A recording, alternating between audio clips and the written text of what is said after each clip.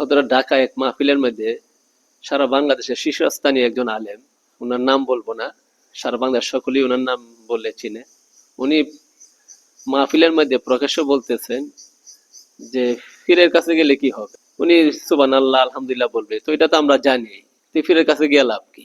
তো একজন এত বড় একজন আলেম হওয়ার পর উনি যদি এরকম বলে শায়েখ থেকে দূরে থাকার জন্য, অথচ আমাদের আকাবররা দেখতেছি আমাদের মুরব্বীরা সকলেই তরিকতপন্থী ছিল, আর উনি সারা বাংলাদেশে এত বড় একজন আলেম হওয়ার পর সাধারণ মাহফিলের মধ্যে সবাইকে বলতেছেন যে পীরের কাছে গেলে কি হবে। আলহামদুলিল্লাহ সুবহানাল্লাহ বলবে, এগুলো তো আমরা জানি। তার মানে কি বলে যে মাশায়েখের কোনো প্রয়োজন নাই, দরকার নাই। এই বিষয়ে আপনার একটু মতামত। নাহমাদুহু ওয়া নুসাল্লি আলা রাসূলিহিল কারীম, আম্মা বাদ। বিসমিল্লাহির রহমানির রহিম। আল্লাহ পাকের শুকরিয়া, আল্লাহ পাকের মেহেরবানি।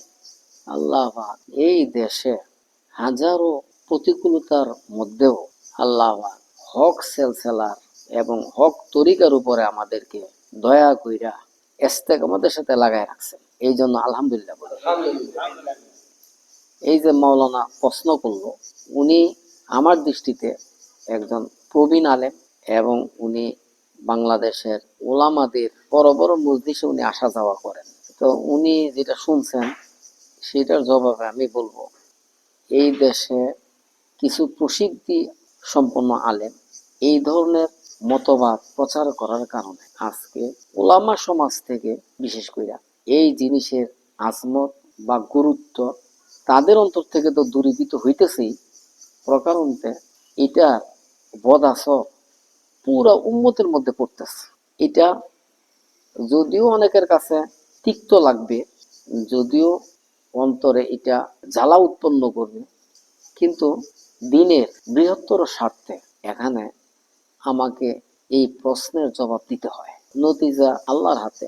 আমি দিনের বৃহত্তর পারপাসে জবাবে এটা বলবো যে যদিও এই আলেম বড় আলেম বা প্রসিদ্ধি অর্জন করছে বাংলাদেশে, কিন্তু উনি দিনের গভীরে প্রবেশ করতে পারে নাই, যেহেতু ওনার মুরব্বী নাই। যদি মুরব্বী থাকতো তাইলে উনি এমন কথাটি বলতেন না। বোঝা গেল যে উনি জাহিরি আলেমে ব্যুৎপত্তি অর্জন করছে কথাটি, কিন্তু দিনের আরেকটা ফোন থেকে উনি বঞ্চিত। এই কারণে এহেন সূক্ষ্ম জিনিসটাকে উনি বুঝতে অক্ষম হয়েছেন। এই জন্যই আমি বলি, এখানে প্রশ্নের জবাব হইল এটা, জিকির দুই প্রকার।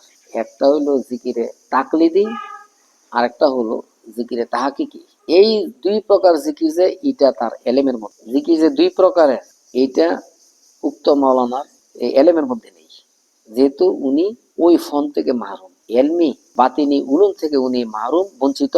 ওই লাইনের ওনার সাধনা মেহনত না থাকার কারণে উনি এই জায়গার মধ্যে পেশ খাইছেন। সুবহানাল্লাহ আলহামদুলিল্লাহ বা যে কোনো জিকির করে যেটা নাকি আলেমদের মুখে শুই না বা বই পুস্তকে বা কিতাবাদিতে পড়ে জেনে বা মা বাবার কাছ থেকে জেনে নিয়ে যে জিকির করা হয়, এটা হইল কি জিকিরে তাকলিদি। এই জিকিরের দ্বারা শয়তান বিদূরিত হবে, নেকি অর্জিত হবে, নেকি হইতে থাকবে, কিন্তু মারেফতের দরজা খুলবে না। আর যেই এই সুবহানাল্লাহ আলহামদুলিল্লাহ ওই বা অন্য যে কোনো জিকির যদি কোনো কামেল শায়েকের কাছ থেকে নিয়ে সে করতে থাকে, তখন এই জিকিরের দ্বারা তার সওয়াব হবে, তার শয়তান বিদূরিত হবে। তৃতীয় আরেকটা জিনিস, মারেফতের দরজা খুলবে। ওইটাই জিকির তাকলিদ। এখানে পার্থক্যটা। কিন্তু উক্ত মাওলানা এই পার্থক্যটা বুঝতে ব্যর্থ হইল। তার কারণ হইল কি, তার মুরব্বী নাই, আর তার এই রাস্তায় কোনো কি তার দখল নেই, এই রাস্তা তার কোনো মেহনত পরিশ্রম নেই। সেই কারণে সে এই জিনিসটাকে বুঝতে ব্যর্থ হয়েছে। এই কারণে উনি মাশায়েখদের ব্যাপারে উনি ফিতনাই ছড়াইতে থাকবে এবং উম্মতকে বিভ্রান্ত করতে থাকবে তার এই ওয়াজের দ্বারা। এই জন্যই আমি আমার প্রায় ওয়াজের মধ্যে বলা হয়, তোমরা যারা সালিকিন সরুকের মেহনত করতেছ, তোমরা সকল মাওলানার ওয়াজ তোমরা শুনতে পারবে না। এই জন্য আমি নিষেধ করি। আর যদি তোমরা অবাধে সব আলেমের ওয়াজ শুনতে যাও, তাইলে তোমরা থেমে যাবা। তোমাদের দ্বারা এই রাস্তায় মেহনত করা এবং এই রাস্তা তয় করা দূরহ ব্যাপার। এই একটা এক্সাম্পল। এই জন্য আকাবিরদের তরফ থেকে বর্ণিত আছে, এলেম হইল এই রাস্তার বাধা। আরো কত শত সহস্র তাদের মুখের দ্বারা ব্যারিকেড আসবে, যেটা তোমাদের মতো আম লোকদের, তোমাদের মতো আম না, শুধু ওলামারা পর্যন্ত কি মানে থেমে যাবে, পেঁচ খেয়ে যাবে। এবং তোমাদের এই আল্লাহ পাকের নিকট পৌঁছার ব্যাপারে যেন তোমরা, তোমাদের কোনো আলেম যেন ব্যারিকেড হইতে না পারে, অপ্রতিরুদ্ধ গতিতে যেন তোমরা আল্লাহ মানে অগ্রসর হইতে পারো। এই জন্যই আমি বলি যে তোমরা সকল আলেমের কি ওয়াজ শুনতে পারবে না, ওয়াজ যাইতে পারবে না। এবার আমরা গেছি না, আমরা কি গেছি না?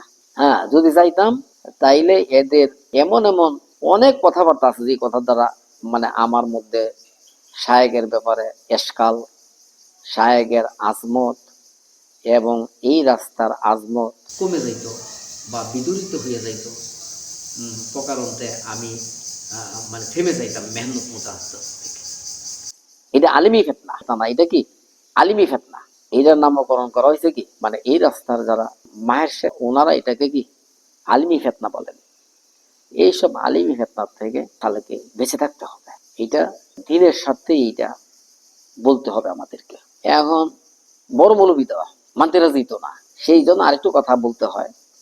এরশাদুল মুলুক মানে যে ফার্সি কিতাবটা, ওইটার মধ্যে একটা হাদিস টানছেন, যেটা পরবর্তীতে উর্দুতে আকাবিরিন কা সুলুক কিতাবের মধ্যে হযরত রশিদ আহমদ গঙ্গুরুদ্দোল্লাহ অনুবাদে এটা উল্লেখ করছেন। অনুবাদ কিতাবের মধ্যে একবার রাসূলুল্লাহ সাল্লাল্লাহু আলাইহি সাল্লামের খেদমতে সাহাবীরা বসা ছিলেন। তখন তিনি বললেন, তোমরা দরজা বন্ধ করো এবং দেখো তোমাদের মধ্যে অপরিচিত কোনো লোক আছে কিনা। তখন সবাই সবাইয়ের দিকে তাকিয়ে দেখে বলল, জি না। তখন রাসূলুল্লাহ সাল্লাল্লাহু আলাইহি ওয়াসাল্লাম বললেন, তোমরা হাত উঠাও এবং আমার সাথে বলো, লা ইলাহা ইল্লাল্লাহ। তখন সাহাবীরা হুজুর সাল্লাল্লাহু আলাইহি ওয়াসাল্লামের সাথে এই কালমার তালকিন করলেন। সাহাবীরা তাবিদেরকে এই কালমার তালকিন করলেন, তাবিরা তবে তাবিনদেরকে এই কালমার তালকিন করলেন।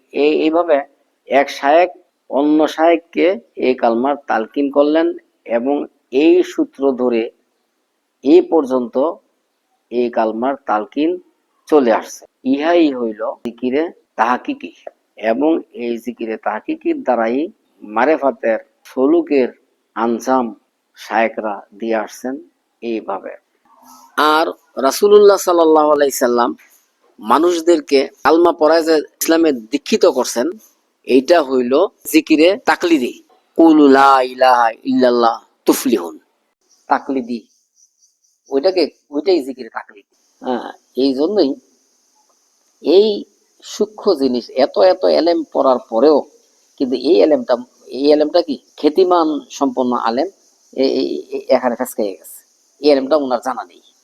এই জন্যই মাওলানা জাকারিয়া ইসহাক কান্দুল রহমাতুল্লাহ ওনার মর্যাদাটা ইসলামের রাজনীতিকে তুমি লেখছেন যে এই জামানা মানুষ কি প্রসিদ্ধের অনুসন্ধানী, আল্লাহর অনুসন্ধানী নয়। এখানে মেরে গেছে। আরটা কি প্রশ্ন আপনার?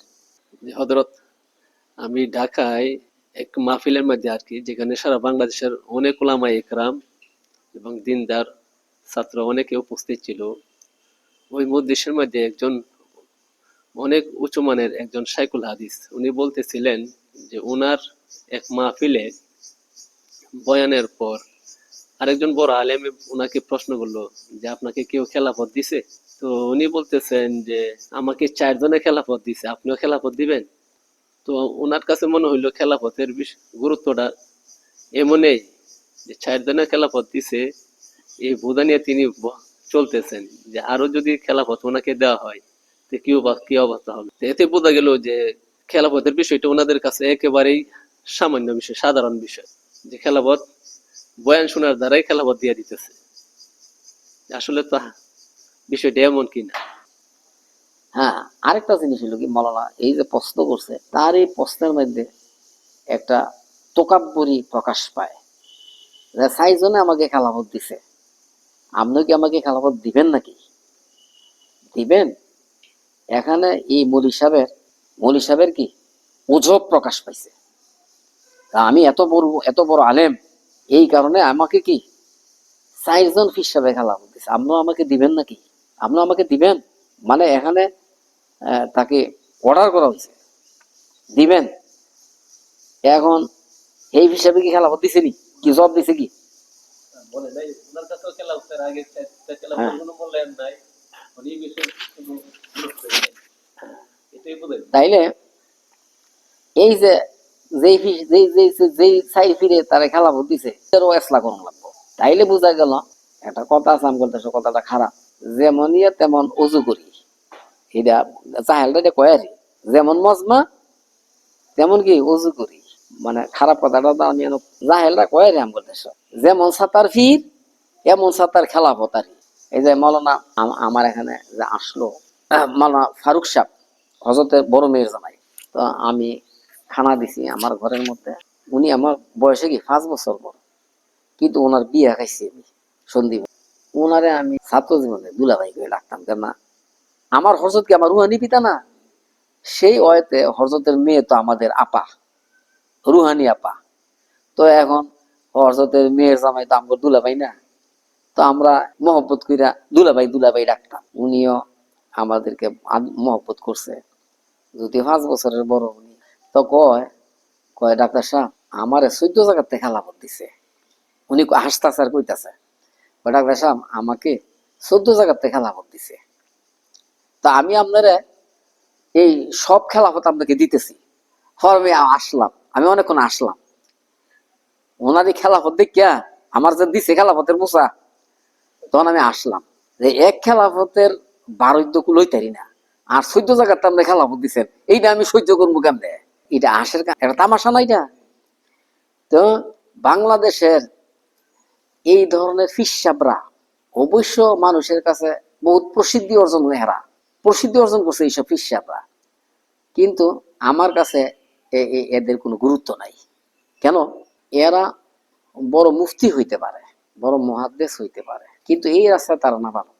এরা কি এই রাস্তায় তারা না বালক, যার কারণে এই রাস্তার যে গুরুত্ব তাদের অন্তরের মধ্যে উদ্ভাসিত হয় নাই। কারণ যদিও কোনো হক্কানি সাহেব খেলাফত দিছে, মনে করছে যে আচ্ছা সে যে এত ভক্ত আমার, হয়তো বা সে পরবর্তীতে সে জিকির সকল কইরা করাইয়া তাকে এই রাস্তায় আমি তয় করাই নিব। যেহেতু বাংলাদেশে হক্কানি পীরের প্রাদুর্ভাব, তবু যেন মানুষ কি বেদাইত্যা পীর বা বন্দাদের এখানে না যায়, সেই ওয়েতে উম্মতকে ফিরানোর জন্য ওনারা তড়ি ঘড়িতে খেলাফত দিয়া পীরের কোঠায় নিয়ে আসতে চেষ্টা করছে। যদি এখলাসে করে থাকে তাহলে ঠিক আছে, আল্লাহর কাছ থেকে পরিত্রাণ পাবে। আর যদি এই কাজের মধ্যে এখলাস না থাকে এই খেলাফত দেওয়ার মাধ্যমে, তাহলে হাঁসের মাধ্যমে ধরা খাবে। যদি দুনিয়াবি কোনো হীন হীন উদ্দেশ্যে হয়, যেমন ফিল ক্রিয়েট করা, তার মাধ্যমে কি সে যেহেতু প্রসিদ্ধ নামি ডাকি আলেম, তার অধীনস্থ অনেক পাবলিক আছে যাদেরকে থুবায়া থাবায়া ধাবায়া দোয়ায়া আমার কাছে নিয়ে আসবে, এবং আমার ফিরাইলি ফিল্ড ক্রিয়েট হবে। এই ধরনের হীন উদ্দেশ্য যদি হয়ে থাকে, তাহলে সে অবধারিত আল্লাহর কাছে ধরা খাবে। আর যদি প্রথমটি হয় তাইলে ঠিক আছে, তাইলে সে কি পরিত্রাণ হবে। কিন্তু কালক্রমে যারা এই ধরনের খেলাফত পেয়ে মনে করছে যে আমি তো স্বর্গে উঠে গেছি গা, এখন তার শায়েকের এই আন্তরিক মনোবৃত্তিটা উপলব্ধি করতে না পারায় সেও চিন্তা করলো যে আমি যেভাবে বিনা মেহনতে খেলাফত পাইছি, তো আমি অন্যদেরকে খেলাফত দিলে আর অসুবিধা কি? আমি তো এইভাবেই পাইছি। সিস্টেমটা সে এমন করে নিয়ে সে এই সিস্টেম চালু কইরা তার যারা অধীনস্থ আলেম ওলামা আছে, তার যে সকল উপরের জামাতে ছাত্র আছে, যারা মানে ইতিমধ্যে ফারেক হয়ে যাবে, ফারেক হওয়ার আগে তাদেরকে এরকম ভাবে নির্বিশেষে খেলাফত দিয়া দিয়া তাদেরকে পীর বানাই দিল। আর এইভাবে এই সিলসিলা চালু হওয়ার কারণে মানে যারা নাকি খেলাফত পাইতেছে এরাও এটার গুরুত্ব বুঝলো না, আর যারা পাইতেছে এরা তো এটাকে মানে মামুলি জিনিসই মনে করতেছে, যে এটা তো কোনো বিষয় না, এটা তো কোনো সাবজেক্ট না। এইভাবে তার কাছে এই রাস্তাটা অসার বইলা প্রমাণিত হইতেছে যে আমি তো আমার অন্তর তো লারি লাপ্পা করে, আমার অন্তর তো আমার কন্ট্রোলে না, এর ভরেও আমার শায়েক আমার খেলাফত দিছে, আর আমি তো কতটুকু দিনে চলতেছি এটা তো আমার তো আমি নিজেই বুঝি। তখন তার কাছে সত্যিকারের যারা নাকি মাসায়েক, তাদের ব্যবহারও তার অন্তরের মধ্যে কি একটা তাচ্ছিল্য ভাব আসে, এবং এইভাবে সমাজের মধ্যে এবং উম্মতের মধ্যে একটা এই রাস্তার বদাসর পড়ার কারণে মানুষ আল্লাহওয়ালাদের কাছ থেকে যারা নাকি সত্যিকারের, যারা নাকি ওই কিমের লাইনে মেহনত পরিশ্রম করে বেলায়েতের দরজা হাসিল করে আল্লাহর সাথে সম্পর্ক কায়েম করছে, তাদের ব্যাপারে সঠিক মূল্যায়ন তারা করতে পারে না। না করার কারণে এটাকে তারা একটা অসার একটা কাজ মনে করে, এটাকে একটা বেহুদা একটা বিষয় মনে করে। এবং ওই দৃষ্টিকোণ থেকে ওই ওই জহিদ আলেম এই কথাটা বলছে। হ্যাঁ, যে ফিরে এনে গেলে কি হইব, আমরা কিছু জিজ্ঞেস শুকুল দিব, সুবহানাল্লাহ আলহামদুলিল্লাহ এইটাই দিব। তো এটা তো আমরা জানি, এটা আমরা নিজেরা করতেই পারে। এইভাবে তার মধ্যে কি অজ্ঞতার কারণে আল্লাহ ওয়ালাদের ব্যাপারে তার একটা সুধারণা সৃষ্টি না হওয়ার কারণে সেও বঞ্চিত হইল, সে গোটা উম্মতকে সে বঞ্চিত করবে। এবং এটাকে আলিমি ফেতনা বলা হয়। এই ফেতনার থেকে উম্মত বাঁচতে পারবে না কখনো। মানে বদ্দিনী ফেতনা থেকে মানুষ বাঁচতে পারবে। মানুষ স্বভাবতই আলেম না হইলেও মানুষ এইটা বুঝে, এইটা হারাম, এটা এটা নাজায়েজ, এটা গুনার কাজ, এটা থেকে মানে আম পাবলিক বাঁচতে পারবে। কিন্তু আলিমি ফেতনা এই জন্যই ভয়াবহ, এবং এই ফেতনার থেকে উম্মত বাঁচাটা দুরূহ ব্যাপার। এবং এই কারণে দিনের যে রূহ, হাকিকতের দিন থেকে উম্মতকে সে এই ধরনের আলেমরা কি ব্যারিকেড দিয়ে রাখবে, এবং দুনিয়া থেকে তাকওয়া বিলুপ্ত হইতে থাকবে। আর উম্মতের সফলতার কামিয়াবি ব্যক্তিগত জীবনে বলেন, রাষ্ট্রীয় জীবনে বলেন, এবং যে কোনো যুদ্ধ জুহুদে বলেন, সর্বক্ষেত্রে তাকওয়া প্রয়োজন। এবং তাকওয়া ছাড়া আল্লাহ পাকের নসরত আসবে না। যতই বলেন জেহাদ জেহাদ জেহাদ করি, জেহাদ করে বাঁচতে চাই, হ্যাঁ, কিন্তু জেহাদের মূল মন্ত্র হইল ইসলামের মধ্যে, যেটা সাহাবা আজমাইনদের কাছ থেকে প্রতিপন্ন হয়েছে, এবং সাহাবা আজমাইনরা ওনাদের সাধনা বাজনার মধ্যে এবং যুদ্ধ জুহুদের মধ্যে ওনাদের তাকওয়ার কারণে আল্লাহ পাকের সাহায্য যখন নাজেল হয়েছে, এই সাহায্য আল্লাহ পাকের আসমানি সাহায্যের দ্বারা সাহাবা আজমাইনরা এবং পরবর্তী যারা ইসলামের যারা কর্ণধার ছিলেন, ইসলামের জন্য যারা নাকি খায়ের খা, মানে ওনারা এই তাকওয়ার মাধ্যমে ইসলামকে আল্লাহ পাকের সাহায্য নিয়ে ইসলামকে বিজয়ী করছেন। ওয়া আখিরু দাওয়ানা আনিল হামদুলিল্লাহি রাব্বিল আলামিন।